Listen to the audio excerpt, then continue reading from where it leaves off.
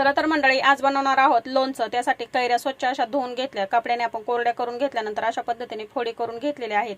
आता एक पॅन घेतलाय, त्याच्यामध्ये मसाला काढून घेऊया। 3 चमचे आपण इथे जिरे घेतलेले आहेत, 2 चमचे मेथी दाणे घेतले, 3 चमचे आपण इथे बडीशेप घेतली, 2 चमचे मोहरी घेतली, 1 चमचा आपण इथे मिरे आणि 1 चमचा लवंगा घेतल्या, 2 चमचे धने घेतलेत। हलकसं गरम करून घेऊया, जास्त भाजून घेण्याची आवश्यकता नाही। थंड झालं की मिक्सरच्या भांड्यामध्ये याचं जाडसर वाटण करून घेऊया।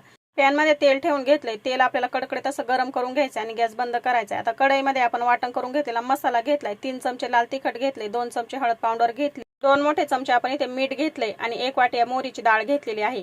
तेल हलकसं कोमट झालं की याच्यामध्ये आपण लसूण घालून घेतलेला आहे आणि 1 चमचा हिंग घालून घेतलाय। आता आपण सर्व मसाले घेतले, याच्यावरती आपण तेल घालून घ्यायचं। त्यामध्ये तेल व्यवस्थित असं एकत्र करून झालं की कैरीच्या फोडी याच्यावरती घालून घ्यायच्या आणि छानपैकी एकत्र करून घ्यायचे। तर बघा, व्यवस्थित असं एकत्र करून झालेलं आहे।